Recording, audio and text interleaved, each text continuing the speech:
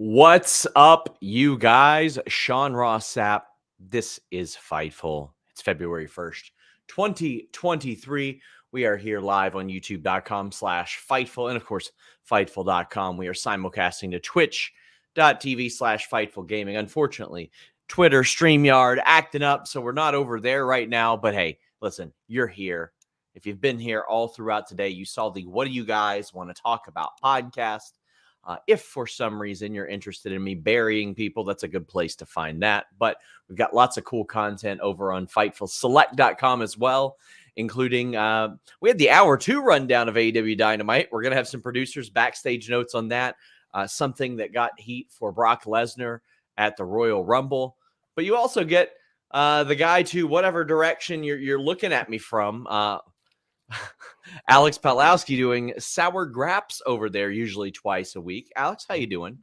I'm doing very well. Everything's coming up roses at the end of the show for me, so I'm looking forward to talking about it.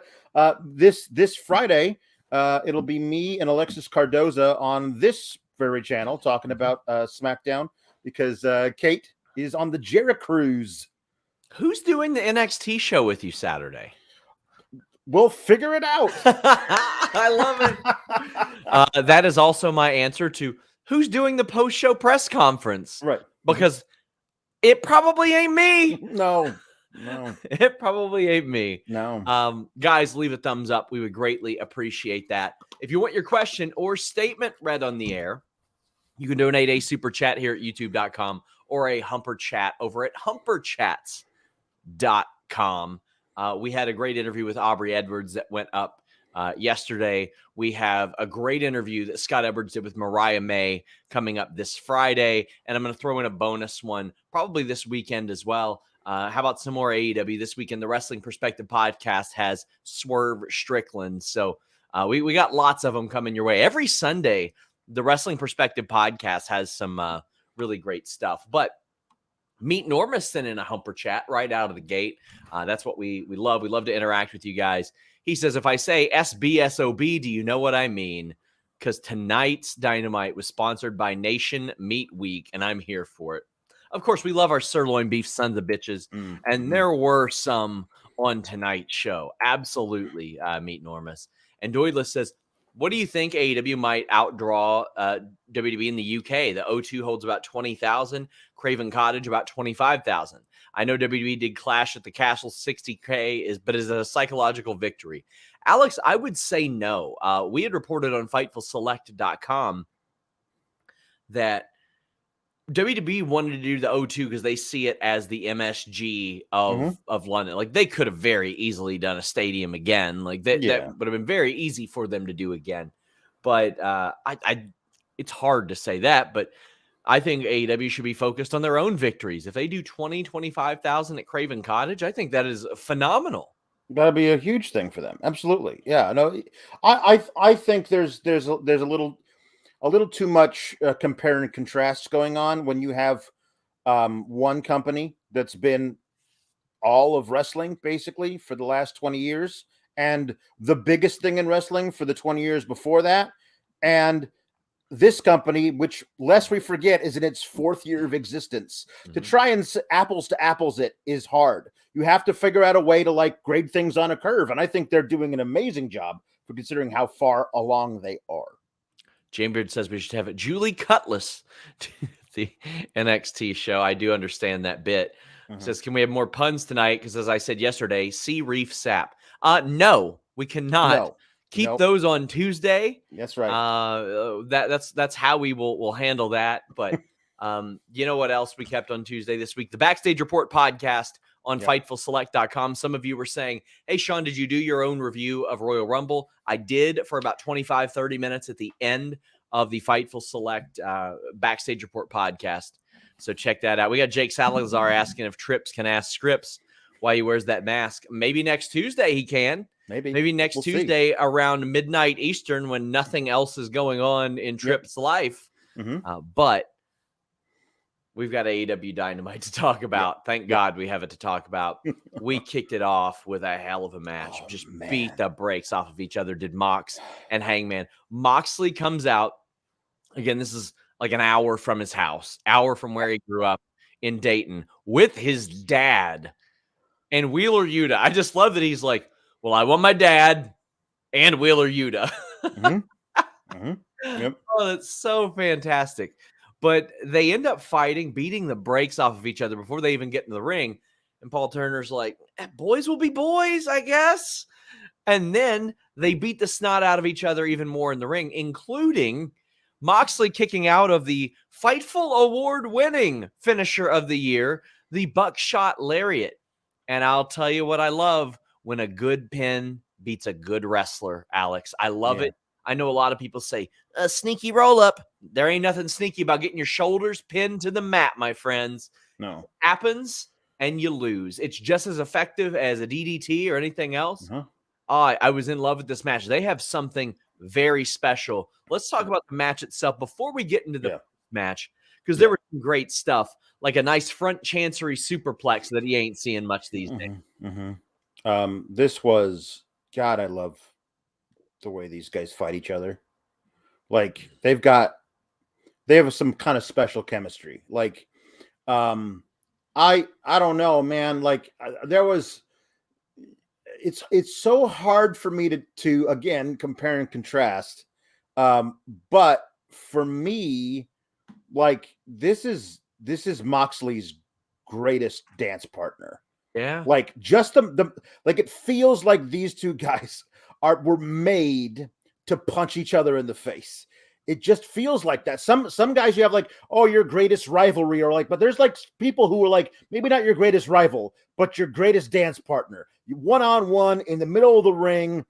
That's the stuff, man. And these two guys, for me, that's it. I loved this match. I loved how there is such malice in every forearm shot to the face. I love this match. And the finish, there are different kinds of roll-ups, man. A schoolboy off a music distraction because you're looking up the ramp is a completely different kind of thing than you are desperately trying to lock in your opponent's submission finisher chokehold. Just to troll him, just to be a dick. Well, even like that, or like, hey, this works when he does it, maybe I'll try it. And the bulldog choke is not like a really hard thing to master. No. But he's doing it to Moxley. And I love on commentary, they say, if somebody's doing your move to you, you probably know every counter to it. And Moxley did it, but it didn't feel like, aha, I have you in my trap. It felt like, I got to beat this guy or I'm going to die. Like, because he knows the danger of it. Exactly right way to do it. I loved the finish. Loved it. Mentioned that front chancery superplex. Like, I just love them busting out stuff like that. Like, I could have went Death Rider, could have went a lot of things from that spot, but he did something just a little bit different. And that's what I like. I really, really love seeing moves that I haven't seen in quite a while. Really dig that. Afterwards, like, whew, they wanted more of each other. Like, here's the thing. We weren't saying it was a cheap pin. Both of them were kind of like, this isn't how either one of us ended it, because Mox wanted to knock him out. Right. And Hangman did want to pin him, and neither really got what they wanted.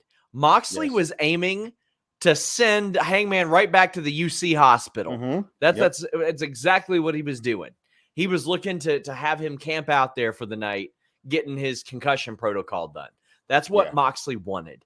This was just phenomenal. And them just flipping each other off repeatedly. Well, like doing burpees and stuff. Moxley laid down and did snow angels, to which Hangman went down and did a couple of burpees, basically showing like, that's all you got? Yeah. Let's do some more. And I love Claudio and Wheeler Yuta coming in and getting between them. My hope is that out of this whole Moxley and Hangman thing, eventually we get Hangman versus Claudio for the ROH title. That'd be like, cool, because if Hangman that's the end game here, that would be really, really great. Yeah, and Hangman never won that title. Nope.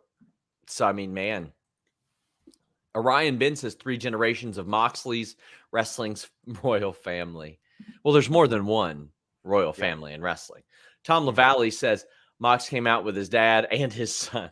Love it. It's true. Town Spurs says they've run Mox and Hangman 3 times, and not only do I want it more, I think both of them can have an even better match than the amazing ones we've seen. So that's the thing. Like, I don't like matches that they just do over and over and over again, but this, in the way that it's booked, well, you had to do one after the first one.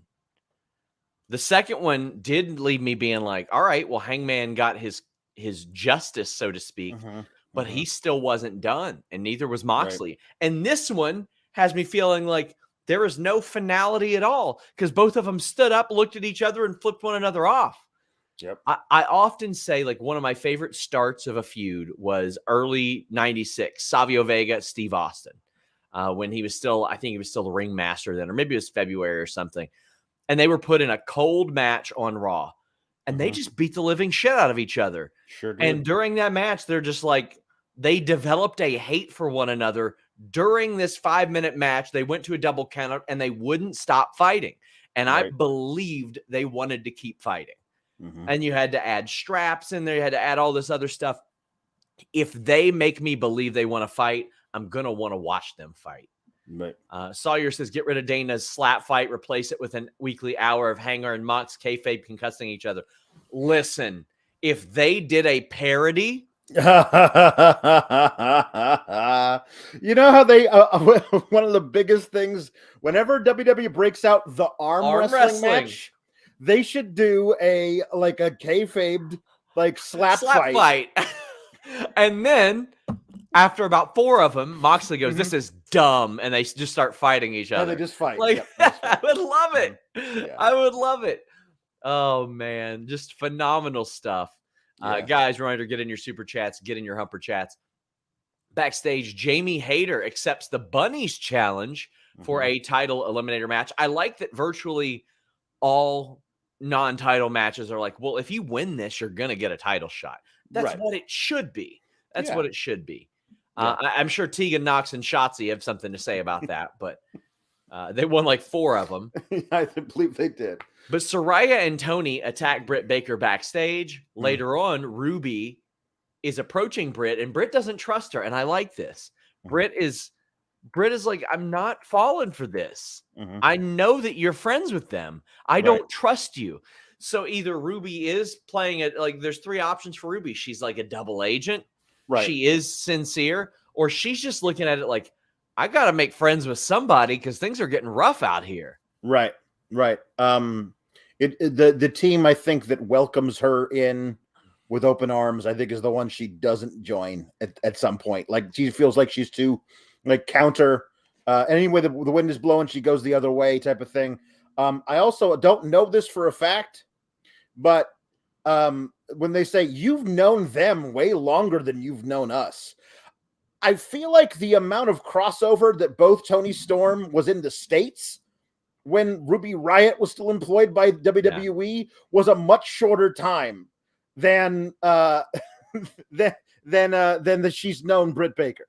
But I feel like there's a thing of like anyone who has spent any time outside of AEW will now be shunted into one team as opposed to like they're all friends. Yeah, there's a bit of a discrepancy there, but it's fine. Thought this made sense. I mean, you further the angle, you establish that Britt is smart. She ain't trusting anybody. The Acclaimed defeat the Jobber team that we saw last week. This was fun stuff. One of them, for as short of a match this was, there were a couple things that actually bothered me with that team. Like, his partner gets kicked in the face, and he's just staring at his partner, knowing that there are 2 other people in the ring. Right. Then when he gets slammed down for the was up, he's already lifting his legs up for Max Castro. I'm like, make him work for it, buddy. It's his job to do that. But this isn't about the match itself, which I did enjoy them last week. This is about the aftermath. The Guns come out, and the Guns have had some good lines on Pilly Gunn, as they call him, over the last week. Like, I don't think you could hear it over the the video last week, but when he said, "Our faults as son are your failure," oh boy, it was the crowd was like, "Damn, bro, that was a deep cut."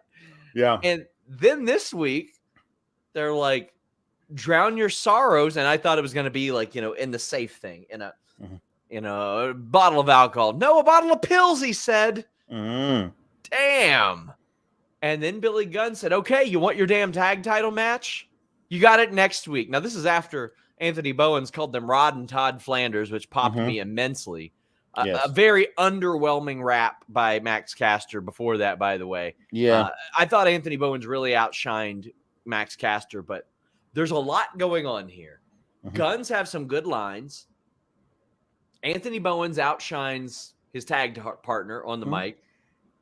And Billy Gunn accepts a title match on behalf of the Guns, which, gotta believe, it leads to Billy turning on them. Oh, you can see this turn coming from space. There's giant flashing lights on this heel turn coming. Like we all can see it. It's there. The problem I have with this is that like the moment of when Billy Gunn turns around from halfway up the ramp and comes to the ring and says, "You said it. Now look me in the. You're the one who said the words. You look me in the face when I'm talking to you." To Austin Gunn. And then he says to them, "All right, well, you will put your big boy pants on. Let's go." And I was like, is Billy Gunn going to challenge his sons to a 2-on-1 handicap match? Because that would be way preferable for me to what we're going to get, which is next week, the Acclaimed have a match versus the Gun Club that the Gun's father put the Acclaimed into on their behalf. And during that match, Billy Gunn is going to turn on the Acclaimed, and the Gun Club will be champions until Revolution, when they'll lose it back to the Acclaimed. But I don't think they should lose it.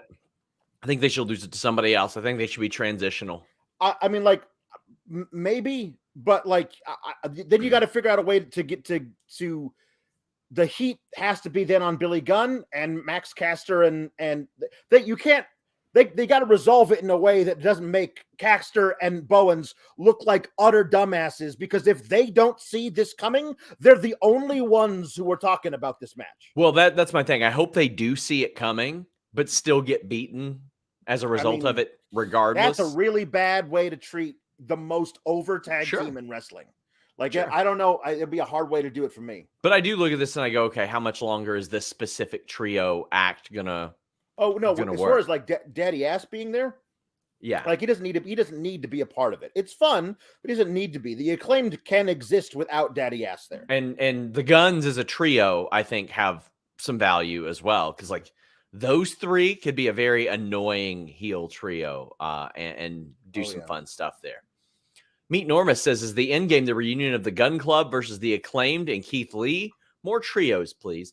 I mean, I do think that they should kind of use this to transition to another team, and then we'll kind of see where things go there. But I don't know of any that are more over than the Acclaimed right now, so maybe not. Yeah. Takeshita defeated Bryan Cage. This win was very important for Takeshita, and they, I mean, Meet Normus says the national meet week match of the week. Takeshita and Cage was a hoot.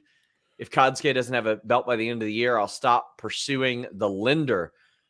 Takeshita, again, I say it all the time, he is so very clearly like their guy. And what I love is that he probably had the option to go back to Japan and do some things, and he is like, sure, no, I'm really liking the trajectory of the way things were going in America.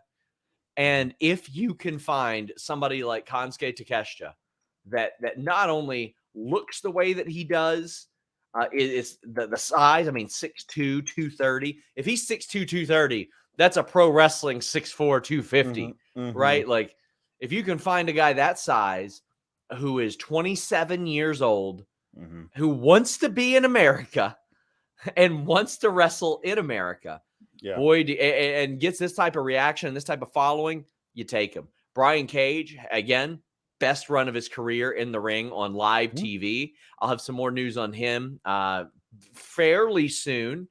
because there's some stuff there, but I think Kansei Takeshita is killing it. And the fact that they've had Brian Cage on multiple weeks in a row before Takeshita beats him, I think goes a long way.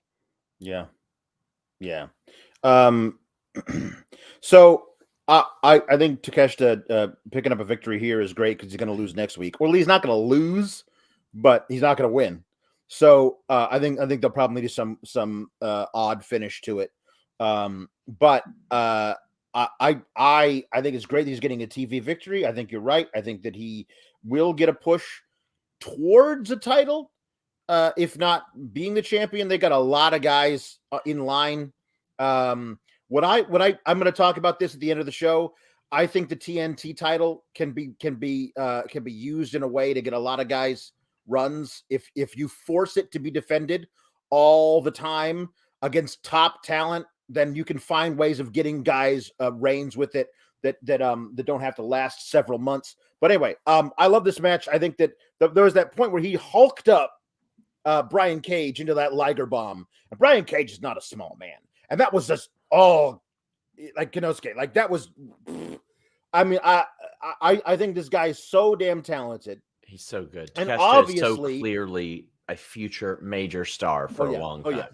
And obviously Danielson's taking a shine to him because there's a reason why Takeshita is the one who's coming out and bailing Danielson out of everything. So like there's a really cool like teacher pupil relationship they can go through there. It feels like Danielson's not even involved with the BCC anymore, like at all. So like if they just want to do a thing with him and Takeshita for a while going into the summer, I'm definitely with there.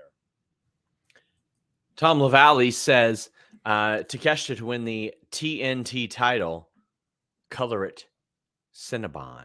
Yes. Yeah. I mean, I want him to have all the things, absolutely all the things, and it's good that he won this match. Amir says, I think Hangman feud will lead into BCC versus Elite for Blood and Guts. Hangman said he was going to make amends with some people a few weeks back. I think that would be a whole lot of fun. You get Bryan Danielson after Revolution. He heads back to the BCC. Like maybe even Hangman Page rejoins the Elite, and then Bryan Danielson rejoins BCC for that. I would really like to see the women get a blood and guts though. Like it is long overdue, and they have the right angle for it. But I don't dislike that idea, Amir. I think it's actually a very good one. Speaking of the Elite, they're backstage. Nick Jackson is shooting his shot. This is, by the way, the Fightful Award for Best Vlog was shown off on BTE this week. I was so happy they gave it to Brandon Cutler. But they accept a challenge, or they say they're going to face Top Flight and AR Fox next week for the titles. That's great. But Stokely walks up with Ethan Page, Matt Hardy, and Isaiah Cassidy, who have some cohesion going on here. Like this forced friendship, this forced employment thing was, I guess, starting to bear some fruit. And they're getting a match on Rampage. But the highlight of this is Isaiah Cassidy talking trash, then walking up to Kenny Omega's ear and going, as Omega reacts. That's amazing. That was fantastic. That's going to get over. Yes. That's going to get over really well. Yep. I think this will be fun on Rampage. Give me more of the Elite. These guys wrestling more. Like we got Kenny back. He's fully healthy. He's doing amazing stuff. Visa issues are fixed. Visa issues have been cleared up. Let's get these guys. I love this thing. I'm so excited for this Top Flight and AR Fox thing. I think that's great. It really looks like there's some amazing trios matches and some trios feuds in the future for this, for these titles. So I'm looking forward to it. I just think that, he's been sitting under the Matt Hardy learning tree for a while. I think he took the orgasmic advice, perhaps a little probably too much. Yeah. Yeah. Do you know where Matt Hardy told me today he got that from? No, where's that? Salad fingers. I hosted the Extreme Life with Matt Hardy today. And he was asked what his favorite animation was, and he's like, "Are you familiar with Salad Fingers?" And I was like, "Oh my god!" Like, I landed voiceover roles by doing that voice. Like, that one was thrown at me, and I was like, "Well, it just so happens I've watched that 100 times." And when he told me that, I was like, "I can't believe Matt Hardy watched Salad Fingers." It's phenomenal, phenomenal.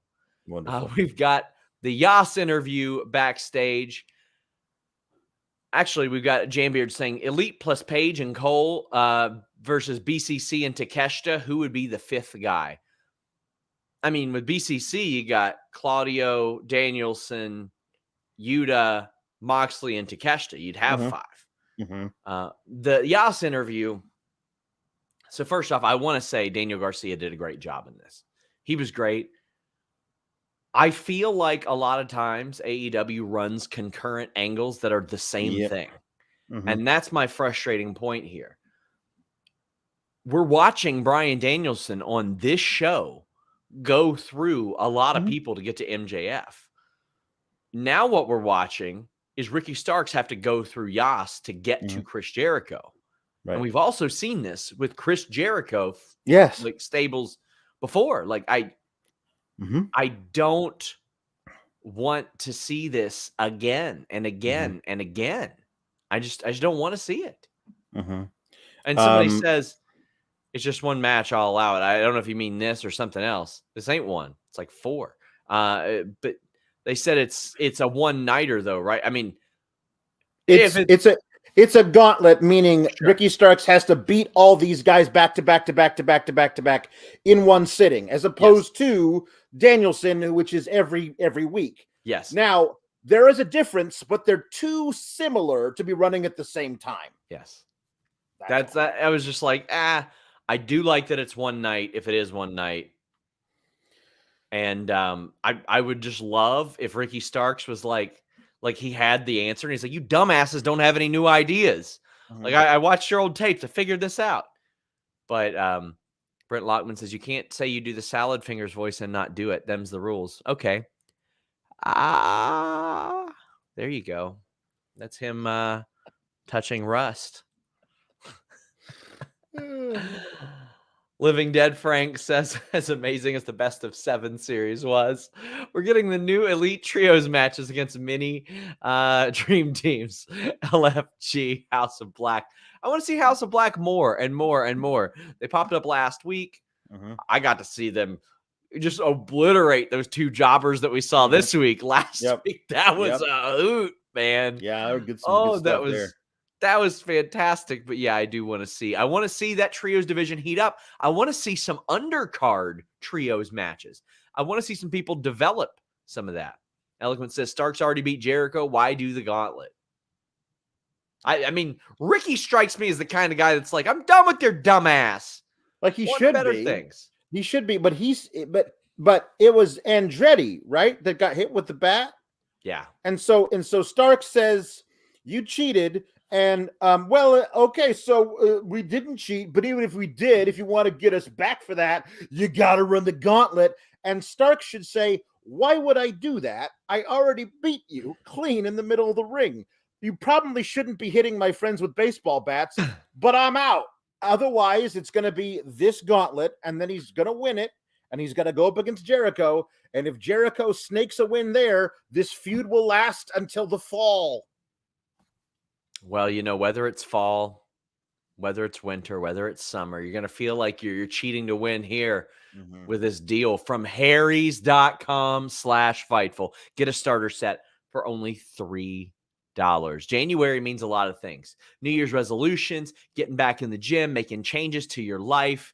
If you want to put yourself a new you to the test, harrys.com/Fightful can help. Maybe you're going from Sasquatch to a competitive swimmer. Going full Anders from Workaholics. Maybe you want to look like him. Harrys.com/Fightful has that Truman Shave trial set, a $15 value for just $3.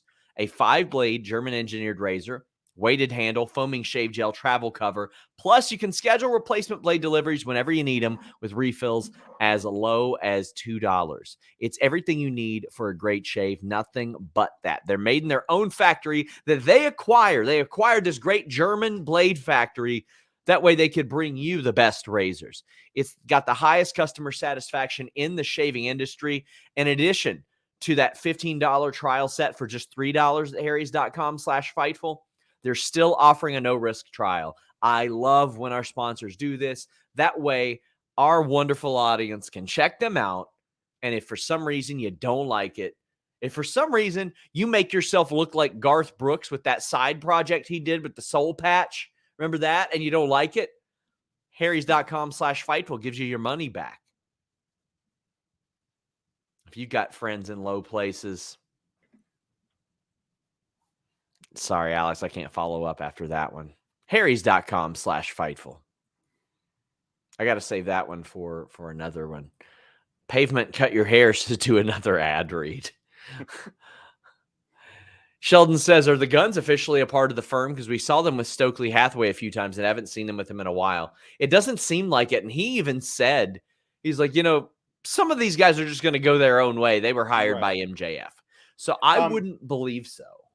I feel like the firm, as constituted at the time we first saw them, was specifically an act put together to counteract CM Punk, AEW World Champion.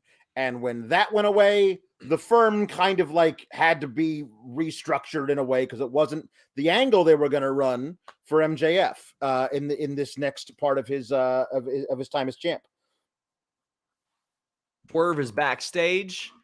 He has his moguls with him, including Grandin Goatsman, who is now known as Trench, which is way better than his real name. Yes. But let me show you the transformation this fella has made in just a couple years. Just a couple years. This is like not like a big thing. He was playing pro baseball in the minor leagues as of like 2 years ago. And this is what he looked like 2 years ago. So let me tell you, he had a vision for himself, for sure. He did indeed. I feel like there were better options than the two guys that they put in there. A guy that nobody knows and a guy that people only have known as, well, he kind of looks like Brock. Yep. I've never seen a guy that's been like so hyped up because they look like somebody else. Right. And I'm sorry, but the last person I would want to be compared to if I was a rookie is Brock Lesnar, who is perhaps the greatest rookie in pro wrestling history. Right. Quite his first year in WWE, he won King of the Ring, the world title against The Rock, the Royal Rumble, and main evented WrestleMania. Yep. I'm sorry. If somebody says you look like Brock, cut your hair. Do something. Stop it. Yeah, no. Stop trying to look like Brock. And I don't think he's ever been able to shake that. No, he's not been able to shake the comparisons. And I always thought the comparisons were unfair. And I was going to judge him based on the merits of what I saw. And then I saw, and now I judge him based on those merits. And there aren't any merits. There's the absence of merit. I think there were better options for Swerve, but you know what? I'll see. And that's the thing. Drew says he didn't try to shake it. He soaked it up. He did. Like he would pose like Brock. He would retweet all that stuff. And listen, man, I look at that and I'm like, AOP were free agents. Yeah. They were free agents and everybody knew who they were. Yeah. And now WWE's trying to sign them, as reported by FightfulSelect.com. Please subscribe today. Listen, why wouldn't you try to sign AOP? If you were any company, why wouldn't you try to sign FTR pushed for it. They were great. They were a really great team. The thing coming out of this promo that we find out is that Dustin match we were supposed to get isn't happening yet, I suppose. But instead, I'd imagine he's dealing with his family stuff right now, unfortunately. Yeah, so we get, I'm assuming we're going to get that eventually. But for now, we're going to get Swerve going after Brian Pillman, which is not necessarily the same thing. Because I think a lot of people were really excited for that Dustin match. It felt like it was a complete like a time travel match, and this feels a little different than that. Listen, I'm if Trench and is Parker his name? Because I remember he holds up I wonder if he knows it. He just wanted to like hold up his little name tag he's got on his necklace. Parker and Trench, if they're just there to like beat up guys on the outside, what a combo of names. I know. Parker and Trench. Listen, at least if he's gonna be there, give him a name that makes him sound like a Streets of Rage crony too. It's true. Parker. Hello, Parker. Listen, I got a good one for him. Yep. T-Bar. There you go. Good. Fantastic. T-Bar and Perfect Trench. name. Yep. Jane Beard says Trench needs to carry a wrench, so I can hear Tony yell out, "Trench with the wrench!" Yep. Oh boy. Good. Yep. Oh boy. G-Bro says Trench is first floor mini boss. Yeah. That's true. There you go. That is true. That's exactly who he is. Pavement Cut Your Hair says, which 2019, 2020 AEW alumni do you miss the most? I would say Cody Rhodes. I would say Cody Rhodes. Like, it's probably the right answer. I'm going to say Cody Rhodes. If I've got to throw out another one, I was actually very excited for what Kylie Ray could have done in AEW. And it's a shame that didn't work out. Nice. Yeah. Because I think that she offered something that nobody else offered. And, you know, the Bailey stuff, Bailey had completely changed her character by then. So I think those comparisons wouldn't have been there as much. Mark says, Mox and Hangman is surely building to a last man standing match. Also, idea. After Bryan loses to MJF, start a program with him and Takeshita versus Claudio and Yuta, the two teachers and pupils. That way, Bryan can heel turn on Konosuke and can fight his mentor. That's the benefit of having a Bryan Danielson. He can work seamlessly. 1 month he's a babyface, 1 month he's a heel, 1 month he's right in between. His demeanor is that, well, I'm going to do whatever I want, and I know that whenever I want these people to cheer me, they're going to be behind me, but I also know whenever I need them to boo me, they will. And I think that is a very special dynamic to have that almost nobody else does. Yeah, I think you're right. Well, we had Bryan Danielson. Somebody says, what happened with your Hardy backstage report? Okay, so I had reported in my Royal Rumble notes on Fightful Select that Hardy, the band that performed at Royal Rumble, was largely scoffed at. I would ask people, what'd you think of the Hardy thing? And almost everybody went, ugh. And they're like, you know, we had 2 matches that went 5 and 7 minutes. One person highlighted, they're like, why wasn't Bianca and Alexa main eventing a Raw? Why was you don't think Mountain Dew would have loved their match to have been on SmackDown in front of 2.5 million people? They would have loved that instead of 5 minutes or so. So they felt like it took time away, but there were aggregations that said WWE was unhappy with. Well, I don't know if they were unhappy with it. I know that what a couple of people there did, and they scoffed at a few people. I would say it was more than a couple, more than a few too. It was like 5 or 6 people were kind of like, but it wasn't people acting like it made them livid. That's why I always say, like, for all the people that say, why would you subscribe and pay for wrestling news when it comes out 5 minutes later? Because it's rarely accurate. Rarely accurate. And I don't think it's fair, even to a musical artist that I thought absolutely sucked. I don't think it's fair to apply editorial context to an objective news report. Here on this show, I'm going to say Hardy sucked. He was garbage. But in the news report, I don't get to say that because it's not my opinion in the news report. And Joel says Hardy is country saliva. Y'all want to know? No, because if he was country saliva, I would have thought that it was dope. I would have thought it was awesome. I've been trying to interview Josie Scott for a long ass time and will. The thing that I saw people reacting to it at the time was, this has been a really long show already. Yeah. We just got through with the Women's Rumble. You're going to do this now? Now, when we know we got 15 minutes of Roman entrance coming up? Like, and we all want to get to whatever happens after the Kevin Owens match. Yeah. Stop making us wait to that amazing moment. I think a lot of people were like, there was no reason to have the live performance at all. There are literally 2 other Hardy musicians more better than him. Rebby playing the piano would have been better at that point. Yeah. Pavement Cut Your Hair says, true to the rumor that Cody left AEW because CM Punk demanded his own dressing room every week despite limited space, and they blew up backstage. I haven't heard anything like that. No. Listen, all due respect to CM Punk, but I said this back then, and I think CM Punk is extremely valuable. But if you're telling me, oh, well, you get 3 years of CM Punk, but you got to compromise maybe 10 of Cody or 10 of the Elite, I'm sorry, I'm not going with CM Punk there. Despite the fact that he is a changer, he is a game changer. Mm-hmm. Jane Beard says Hardy is country Nickelback. Well, let me tell you, Nickelback's first album absolutely slapped. They absolutely slapped. Go listen to Breathe. Go listen to Leader of Men. That shit was good. I promise you, you'll like it. You'll be running around tomorrow going, 2 men started walking, started talking. You'll fucking love it. I guarantee you. Only the first album. It got real bad after that. Anyway, Bryan Danielson defeated Timothy Thatcher, who people, Chi-Town Spurs says, how is he not English? Well, let me tell you what I loved. The English shout out to Billy Robinson.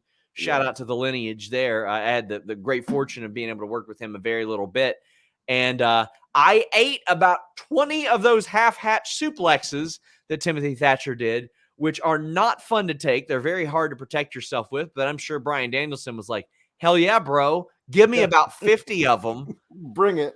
Because this was great. This was a phenomenal match, a great technical masterpiece. I just loved seeing that. One of my favorite parts was Thatcher was so close he could grab the ropes, and he goes, no, your fingers are right here. I'll just break those instead. Yeah. This was great. I missed Tim. I missed Timmy. Toothless Timmy, man. With there was some special stuff that he was doing with Tommaso Ciampa in NXT. I really loved the two of them together. It made sense. They were having really great matches, and then goodbye. He's just gone. And I'm so happy to be able to see him again on a major TV in the States. And I love he comes with his own lore, according to the people who are talking about him. Like, there are a lot of people who may have never seen him wrestle. But the way that they put him over on commentary, you knew this dude was going to really hurt one of your faves, Bryan Danielson. And if you didn't even hear the commentary, just having him walk down in the robe with that grimace on his face, like he's the angriest professional wrestler in the world. And I love watching him wrestle. He's an absolute machine. And I'm very I would love to see him more often, but if this is a mercenary thing, what a perfect selection to be the mercenary to come after Danielson. And I mean, what are you gonna do? You always got a hurt shoulder? I'm going to literally work over the shoulder and do nothing else for as long as the match lasts. And Danielson had to lay him out with a surprise knee in the face in order, or that match would still be going on, because I don't think that Thatcher would stop until Danielson tapped. He's just a fantastic professional wrestler, is Thatcher, in so many ways. Yeah. You look at him and he sounds like, okay, a lot of people think he's British, but his voice is what you think it is. He's rugged the way that you think that he is. As King of the North says, he has one facial expression, and it's the right one. No, he doesn't. He like tonight when he found the camera and smiled, that crooked tooth smile. He doesn't have one facial expression. This guy's one of the best wrestlers on the planet. He knows what he's doing. He's such a great performer. Jambeard says, I saw on Twitter last week, and it's true. Timothy Thatcher is the most British looking non-British guy ever. That's true. Cody says, who gets a golden up tonight? What's that mean? I don't even know what that is. I don't know what that means, but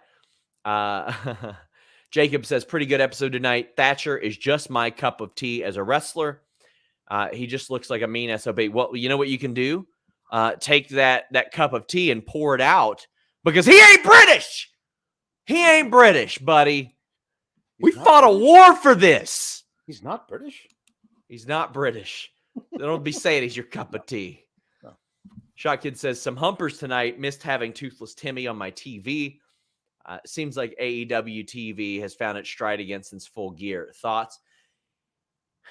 Somewhat. I mean, I'm missing Miro. I'm missing Keith Lee, even though eventually I know he'll be back for Revolution. Yeah. I'm missing a lot of people here. Miro should be on this show. I miss Serena Deeb. I don't know where the hell she is. I want to see some actual contenders developed for the women's titles. There's still some things where I think that AEW struggles that maybe they weren't struggling with a few years ago. However, MJF came out. Takeshita fought him off. Backstage, we have the pull apart. And MJF is not happy that he has to face Takeshita next week because he doesn't want to face anybody. He doesn't really want to face anybody. And he's got to face him in an eliminator next week. And this is what I love. Takeshita is very smart. He knows what he's doing. He's manipulating the guy that fancies himself as being smarter than everybody. Right. And MJF's whole thing is like, you're stupid. You have a stupid sounding name. You don't speak our language. And you're dumb. But no, Takeshita outsmarted him into leapfrogging everybody to get a shot at him. And that's what I love. Yeah. Takeshita just deciding I'm going to fight you all the time because you called me Takeshita. And and MJF having the pull apart and then Renee relaying the news from Tony Khan. I've just been told in my ear, yes, there's a match next week, and MJF going apoplectic about it because and I also love Taz being like, hey, how are you gonna do that match and the champ doesn't have any say in it?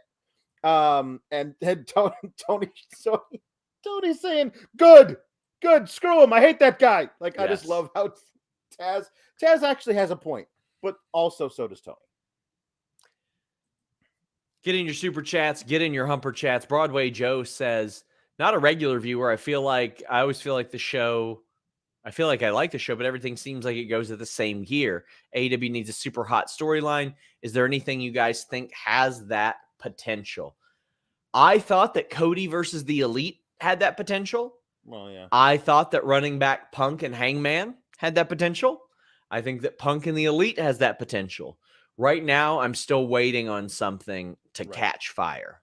Well, they're not leaning on anything really hard and making it feel like it's the most important thing on the show. And I feel like that has a danger for some viewers of thinking like everything's running at the same pace, the same gear. I think like to me, the thing that has me the most invested is Paige and Moxley. But that's the curtain jerker on this night.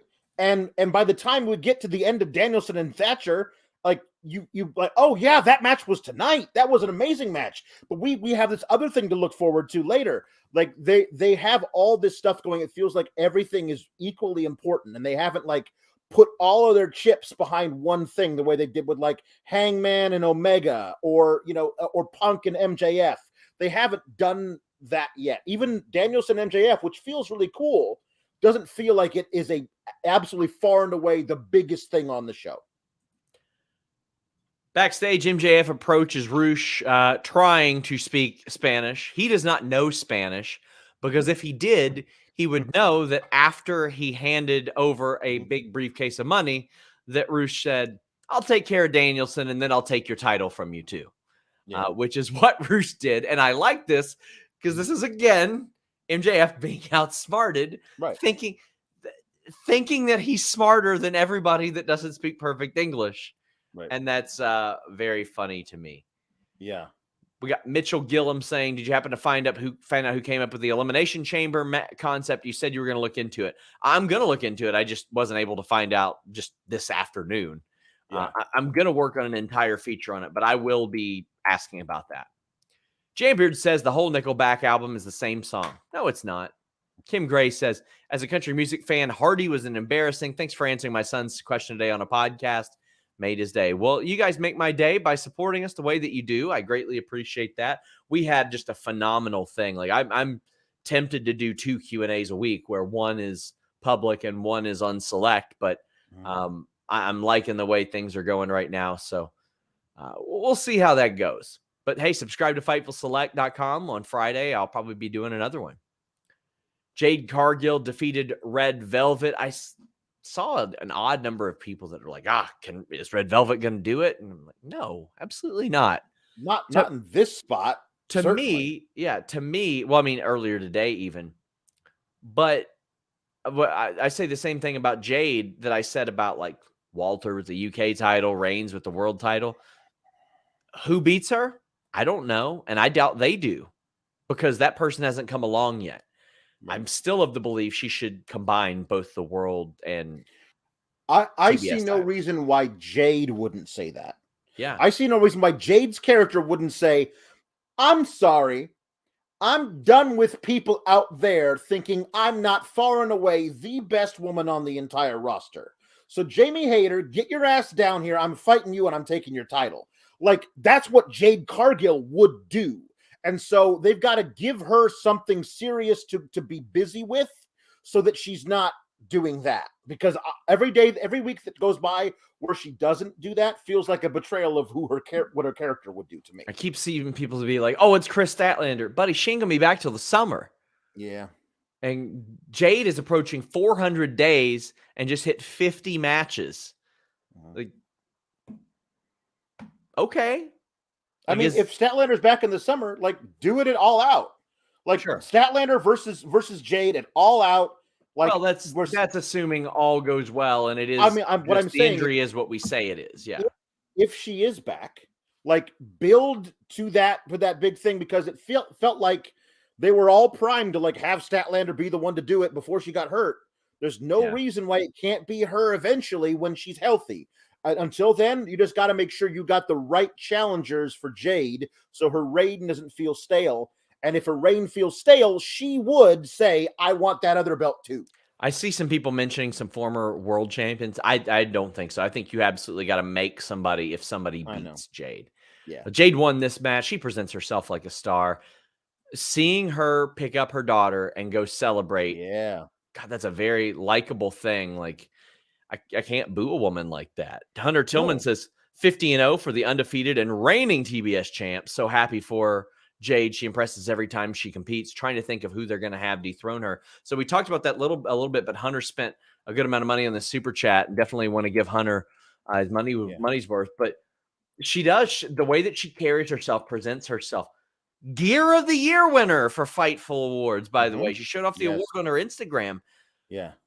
Like, she gets it. And sometimes that outside eye of pro wrestling does get something that can translate to pro wrestling. And I don't want to also just breeze past her picking up Red Velvet, who's laying on the canvas by the throat, bending over, picking her up, pulling her up, spinning her around, catching her in. Like, she's finding new ways to just hulk people up into that Jaded that always impress. And the thing of it is that I really love this about Jade is she will never like kayfabe the fact that she's a good mother. Like, like she loves her daughter. She wants to have her daughter join in with this. There's nothing that says an arrogant person can't also be a good mother. Yes. Like, she's arrogant and she's confident and she's a great fighter. She's showing her daughter that all the time too, that she can be this. Well. Yeah, exactly. I love it. I love that aspect of it as well. Like, I love seeing that side. Yeah. I think one of the things that I said on the award show is superheroes cosplay as her at this point. Like, it's not the other way around. She looks like an action figure. She looks like you pop her down in a Marvel movie. Right. Well, yeah, of course she belongs there, right? Like, and she is, I'm sure, her daughter's superhero. So I think that is so cool to see. It is so relatable. It is so incredible. And I just love it. Scott Rawson says, any info on future AEW House Rules show after Troy? How frequent will they be run? Well, I know that AEW talent have a certain number of dates in their deal. Now, sometimes that can be signings. Sometimes that can be, I don't know what all goes into it. I'm going to find out some more and work on a story. But the live event aspect, Alex, is very interesting because one of the things that AEW talent tell me they like so much is the schedule. Right. And now they are adding dates in. Doubt they're going to be getting paid a significant amount more. But hey, you know what? I'm sure they're going to film all these too. You want to keep adding hours for an eventual network and some hours that people haven't already seen. This is pretty good because every time anybody asks about a streaming deal, Toady goes, "Oh, the house always wins." That show that happened years ago. Right. What'd you think when you heard that they would be doing live events? I mean, listen, it depends on how many, the schedule. They have a big enough roster that like you don't have to bring everybody to every arena. Like if people have like, if they're going to be doing live events, well, this week you've got off.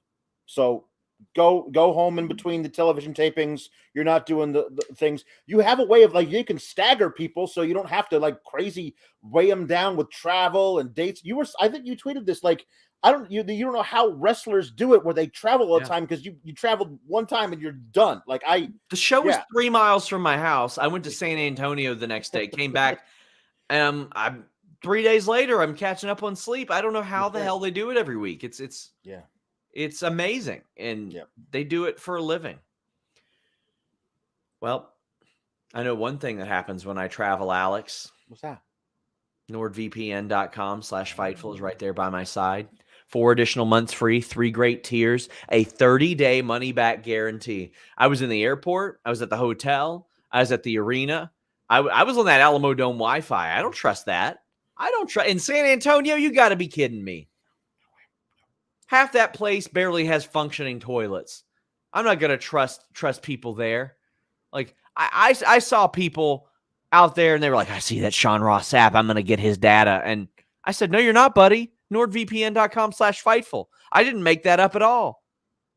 That's a real story that happened that I'm telling you all on the internet. NordVPN.com/Fightful help protect me. That online threat protection, blocked malware, blocked annoying pop-up ads, blocked all you people. But I'll tell you what it didn't block. My ability to watch my programming on the road. The ability to watch this pay-per-view, the Royal Rumble, on WWE Network, as I sat at a WWE press box. I wasn't even watching it on Peacock.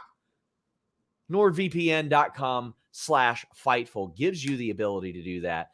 Got that UFC pay-per-view coming up in 2 weeks. They cost $80. Not for me. I'm paying about $15 thanks to those overseas services with NordVPN.com/Fightful. It's a good time, guys. NordVPN.com/Fightful has everything you're going to need. You're going to end up saving money with it.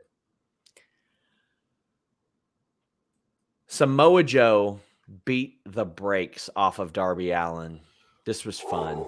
It was delicious. Orion says, got to tell Darby to stop getting Alex's clothes.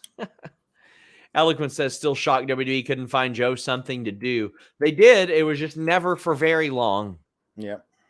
Morg says, Alex's reactions to the ad reads always on point. Starting to think there's no bump Darby won't take. That one on the stairs looked rough. The one on the stairs looked rough. The somersault into the table was fantastic. He comes out with a damn thumbtack jacket. My only qualm was it took him a very long time to clip away at the ring. And also, and like, that's him clipping away at the ring. I was like, so what are you doing that smashes your opponent into the uncovered canvas? Yes. Because like if you lay Samoa Joe out on the wood and then do a coffin drop on him, that doesn't really hurt that much more. But if Samoa Joe does a muscle buster to you off the top rope, that sure as hell hurts a lot more. So That's him doing all of that makes no sense to me because it actually doesn't really help him much at all. And that is exactly what happened, Alex. Right. Yep. Some incredible spots during this match. Right after he set up that table, or right after he clipped away at all that stuff, he took this gnarly table spot outside. Just I loved absolute... it. Like he took so long doing it that Joe was baiting him into doing exactly that. Stood there, right there, waiting for him, and then did the Joe walk away spot. So he went for a dive and went through a table because Joe had enough time to recover. That's if you're setting up the match, you're aging it. That's good ring psychology to bring into the whole story. I like that. This was a hell of a match. Like, Darby doing these types of matches every so often just really works as a main event. It works very, very well as a main event. And Samoa Joe being the one on the other end of this, we don't necessarily see a lot of weapons matches for Samoa Joe. So this was a nice change of pace, in my opinion. Really thought that it worked out outstandingly. J.K. Schwal says too early for Joe Darby to be feud of the year. Yeah, I think a little early, but we'll see. And Brett Lockman says, you know that move you nearly killed Tyson Kidd with? I'm going to pull the ring apart. And Sawyer says, do it to me. Yeah, do it to me, Joe. Darby heard Alex say he doesn't believe him using his body as a weapon was effective and said, bet. Yeah, he said, well, now I'm going to wear a shirt made out of thumbtacks. Now it's going to hurt a lot more. Yeah, it would. Mr. Acosta says, thought TNT title was going to be more IC and less 24/7. I'm exaggerating, but it doesn't feel as big as before, especially with the recent hot potatoes. I'm cool with hot potatoes. I'm completely fine with it. If the matches demand it, that's like, listen, they were doing something with Wardlow. Did I hear Wardlow was injured, nicked up a little bit, and like couldn't be on TV? I don't know that for sure, but that's what Dave reported. Right. So if that's the case, then you do something with the TNT title while he's not there. To me, it adds more intrigue if Darby beats Joe and then Joe comes back and beats Darby. And then you can, as we saw, you're starting up this Wardlow thing again. Yeah. Some of my favorite times of reviewing wrestling on Fightful was that amazing back and forth we had between Charlotte and Sasha Banks. Yes. Where like it felt like neither of them held the title for longer than 2 weeks. And they were just and every match was fire. And it was like, and that's great. I feel like if you are watching the show, and like I was watching this thinking, well, there's no way they're going to take the title off of Darby. He just got it. Maybe Darby loses it at Revolution. And the match ends with Samoa Joe winning. Now I don't have that thought the next time there's a TNT title match on TV. I think that if you force these guys who are the TNT champion to defend it at minimum once every 2 weeks on what's not TBS now, but like on TV, and they're always against top tier talent, then it's not a shock when they lose and feel like, oh, they were buried. What a terrible title reign. Occasionally, you can put the title belt on somebody like Miro and give him a 6-month reign, and then that means even more. Yes. And then you can go back and find guys who are actually like, I think there's a really cool opportunity the title to strap reigns up a bunch of people in a short amount of time. The title reigns don't have to be like a year to matter. Like, we went from one end of the spectrum completely to the other one. Like, go and look at how many people have held titles in WWE for over a year since Punk did it. Or since Cena did it even. It's like 15, 20 different people, like New Day, Usos, Roman Reigns, Gunther. Like there's so many of them. Mandy. Mm-hmm. Like before that, it almost never happened. Now, do we need 2-week reigns? Not necessarily. But when it calls for it, sure. I think it's cool if there are 5 people that are 2-time TNT champions now. Me too. And I know, I mean, I don't think a month, 2 months, 6 weeks is hot-shotting or anything like that. But we're talking about how it doesn't seem like it means as much as it used to. I mean, you got to understand the first year and a half was Brody Lee, who is now an integral figure in the history, and a guy who left the company and is now main eventing WrestleMania and winning the Royal Rumble. Well, no, it doesn't get any bigger than that in wrestling. And that's the guy. And we knew that the reason he was after that title is because he couldn't go after the other title. Like Darby beat Samoa Joe, and this was his 3rd defense in a month, or like he had a couple of successful defenses in there, and now he lost it back to the guy he won it from. And I love it was Darby's voice saying, like he says, if I beat you, you don't get a rematch. But if you beat me, I don't get a rematch. This is the end of our story. I don't want to do this anymore. So Darby's like stipulation he put on the match ends up costing him because he can't come back and try and get it again. Joe wins the TNT championship. I like hot potatoing some titles. If it's fun, it makes sense, doesn't hurt anybody. I like it. It's cool. If he had 5 defenses in 5 weeks, you can't say that he's been hot shotted. Like it's like all that stuff. Like you. No, it's yeah. I am completely with you. Wardlow comes back. Pavement Cut Your Hair says that was AEW's happy ending from TK. Very clever. Denise let us know that she knew what a happy ending was on the Raw show. She was Johnny Hirschman says TNT title, Revolution. Joe, Wardlow, Hobbs too. Hobbs gets his pin back on Joe to take the title back in his hometown. Me and my girlfriend got tickets. Hear me out. All 3 of them in a sirloin beef sons of bitches match, but also Darby in the sirloin beef sons of bitches match. I would love that. Where they're just them pinballing him back and forth to each other, and him being like, "Use me, yes, lawn dart me. I'm cool with it." Yeah, I believe. Like if they do that, and one of them does not throw Darby into the face of another one of them, then the whole thing's ruined. We got to make it work. By the way, I was sent something from Rob Wilkins where it was Triple H who had the idea for the Elimination Chamber. So, there you FYI, there you go. Guys, I want to thank you all so much. Please leave a thumbs up on this video. We would greatly appreciate it. We have an interview with Aubrey Edwards up now. We have Mariah May, and we're going to start rolling out those WWE interviews from this past weekend. Dominic in character was one of the most fun interviews that I've done. He tried to snatch Austin Theory's chain. That was a good time. But guys, please check it out. We just have a wealth of content on Fightful Select. Alex will be doing some stuff here on the main feed this week as well. Tell them what you got going on, Alex. On Friday, after Rampage, which looks like it's going to be a really good Rampage, and the fallout from the Royal Rumble on SmackDown is going to be crazy. So me and Alexis Cardoza will be on this very channel talking about that, and on this very channel on Saturday after NXT Vengeance. Who knows? But it'll be a lot of fun. I promise you that. There'll be puns galore and funny voices and everything Sean hates. So I see people saying that we skipped the Jack Perry backstage interview. I blame Luis for not having it in the rundown because I don't do anything wrong. No more Jungle Hook. Jungle Boy is going for a singles title, even though he enjoyed it.